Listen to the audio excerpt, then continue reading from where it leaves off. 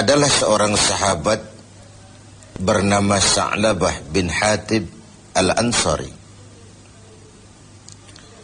Beliau hidupnya miskin, tetapi kemiskinannya sama sekali tidak mengurangi kekuatan ibadahnya. Salatnya pun selalu berjamaah. Di mana ada Rasul salat menjadi imam, di situ Sa'labah bermakmum. Hanya saja Sa'labah ini aneh. Tiap selesai salat langsung pulang. Tidak wirid, tidak zikir, tidak doa. Jadi kalau sahabat-sahabat yang lain selesai salat Allahumma antas salam, Sa'labah ini malah Allahumma lantas jalan. Begitu setiap salat. Sampai satu saat beliau ditegur oleh baginda Rasul. Sa'labah, labaika ya Rasul. Kau ini macam orang munafik saja. Tidak betah kau di masjid. Atau tidak pentingkah doa dan wirid itu menurut kau? Tiap selesai sholat, pulang. Salam, pulang. Kenapa begitu Sa'labah? Maafkan saya ya Rasul. Kenapa? Saya bukan tidak menganggap doa dan wirid tidak penting. Lalu, bukan juga tidak betah di masjid. Kemudian, kenapa kau terus pulang begitu? Saya ini keluarga miskin ya Rasul. Kain satu pun berdua dengan istri saya. Ketika saya sholat di masjid sini, istri saya di rumah nunggu giliran sholat dari sarung yang sedang saya pakai ini. Kalau saya pakai wirid dan zikir, istri saya tidak kebagian waktu sholat. Begitulah. Iya. Oh. Lalu bagaimana Sa'labah? Begini saja ya Rasul. Ini sudah kadung ditanya oleh Tuhan. Tuhan kan Rasul. Ya. Kenapa memang? Oh, Rasul itu kan doanya jarang meleset. Maksud kamu? Tolonglah doakan saya kepada Allah agar saya jadi orang kaya. Kalau saya kaya, sarung punya sendiri, istri punya sarung sendiri, tenanglah saya beribadah. Rasulullah senyum. Kemudian bilang, Sa'labah, saya ya Rasul. Kau kan orang Islam? Iya. Bagi orang Islam, contoh yang paling utama itu siapa? Ya Tuhan ya Rasul. Kau lihat saya kaya? Tidak. Lalu kenapa kau mau minta kaya? Begitu ya? Iya, sudah, pulang saja. Pulanglah Sa'labah. Esoknya ketemu lagi dengan Rasul. Gimana Sa'labah? Sudahlah Rasul, doakan saja supaya saya jadi orang kaya. Sa'labah, saya ya Rasul. Qalilun tuaddi syukrahu khairun min kasirin la tutiquhu. Sedikit kamu syukuri itu jauh lebih baik daripada banyak tapi kau tak kuat mengembannya. Sudah, pulang saja. Baik ya Rasul. Hari ketiga kemudian ketemu lagi dengan baginda Rasul. Kali ini sudah dengan tekad yang bulat. Bagaimana Sa'labah? Sudah ya Rasul. Sudah bagaimana? Sudah saya pikir. Lalu, iya sih syukur-syukur. Tapi kalau sarung satu dipakai berdua, sulit juga syukurnya. Sudahlah, doakan saja kepada Allah agar saya jadi orang kaya. Kalau saya kaya, saya akan sedekah, saya akan sholat berjamaah. Wal'ati kullazi haqqin haqqah, tiap orang akan saya berikan haknya. Pokoknya bereslah kalau saya jadi kaya nanti. Begitu permintaan Sa'labah. Didesak sedemikian rupa, akhirnya baginda Rasul mengangkat kedua belah tangan, mendoakan Sa'labah. Allahumma razuk Sa'labah. Ya Allah, berikan rezeki kepada Sa'labah. Oleh baginda Rasul, Sa'labah dihadiahkan seekor kambing betina yang sedang hamil. Peliharalah kambing ini Sa'labah, mudah-mudahan bawa berkah bagi kau. Dipeliharalah kambing ini oleh Sa'labah sampai melahirkan 2 ekor sekaligus. 1 menjadi 3, 3 menjadi 5, 5 menjadi 7. Makinlah hari kambingnya makin banyak berkembang biak. Ketika kambing banyak berkembang biak, Sa'labah mulai kesibukan. Datang sholatnya mulai terlambat. Tadinya sebelum waktu sudah menunggu di masjid. Sekarang imam sudah qamat, baru dia datang. Lama-lama sholat 5 waktu pun tidak kelihatan. Jumat saja di masjid. Itu pun kalau khatib sudah naik mimbar, baru dia datang. Terakhir Jumat pun tidak kelihatan juga. Orang tanya, kemana Sa'labah? Sibuk keluar kota, ngembala kambing. Ya wailah Sa'labah. Sayang sekali, celaka Sa'labah. Sampai ketika turun kewajiban membayar zakat, alih-alih Sa'labah malah tidak mau mengeluarkan zakatnya. Sampai di zaman Utsman bin Affan, Sa'labah mengalami kebinasaan dan bangkrut kembali dengan seluruh hartanya. Pemirsa TV7, riwayat ini adalah sebuah potret bagaimana seorang Sa'labah diuji dengan kemiskinan, dia lulus. Tapi saat diuji dengan kekayaan, dia gagal, berantakan. Ketika miskin dia hamba Allah. Setelah kaya dia pindah menjadi hamba harta. Sikap ini mencerminkan tidak istiqamah.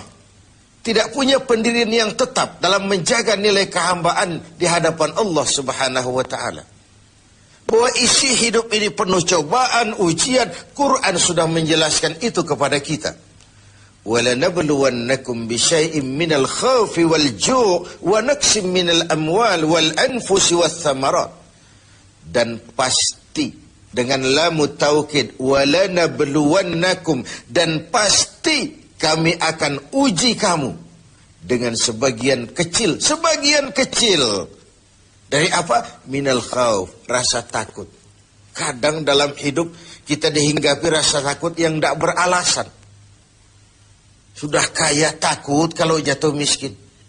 Sudah punya kedudukan takut kalau diambil orang. Takut kalau ada mutasi. Takut kalau harus turun jabatan.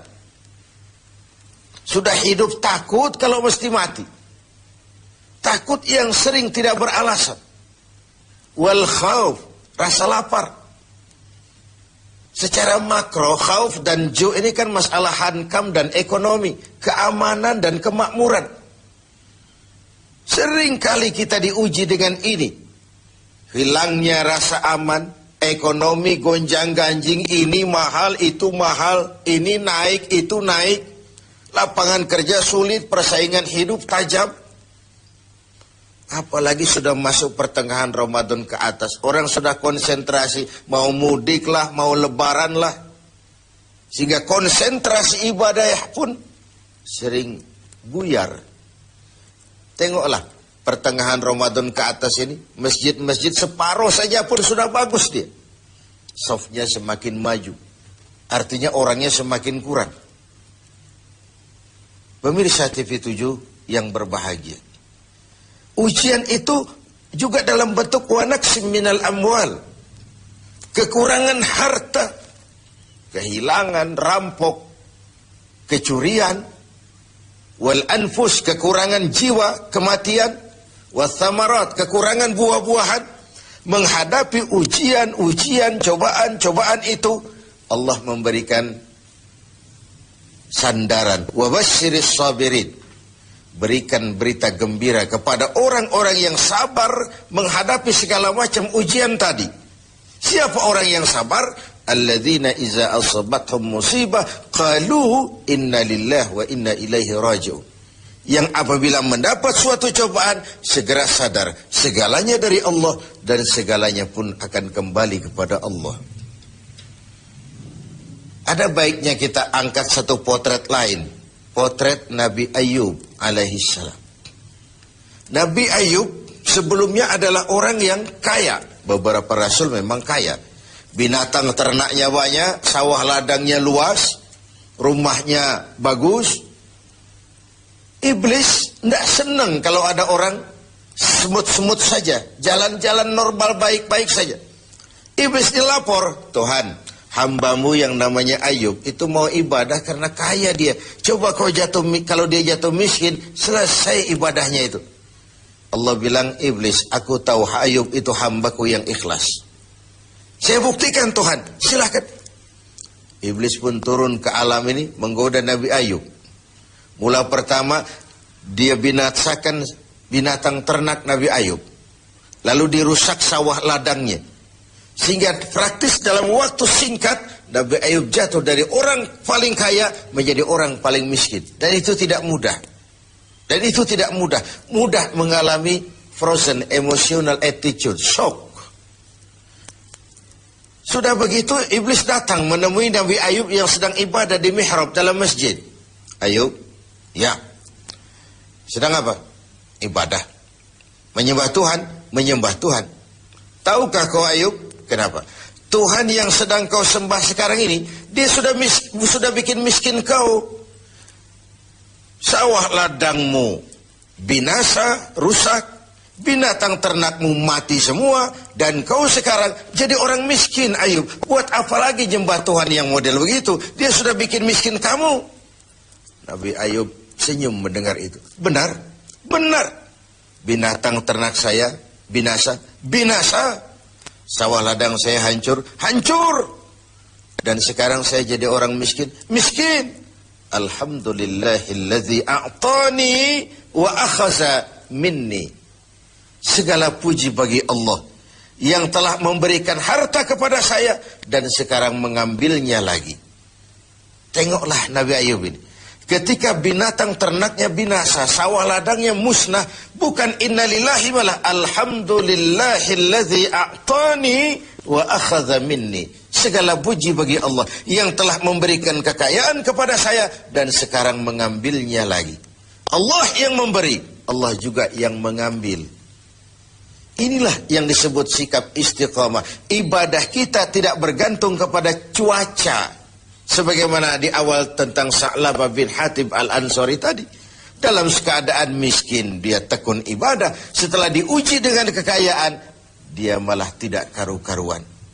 Karena itu penting bagi kita menjaga sikap istiqamah untuk tetap konsisten dan konsekuen sebagai hamba Allah dalam segala keadaan.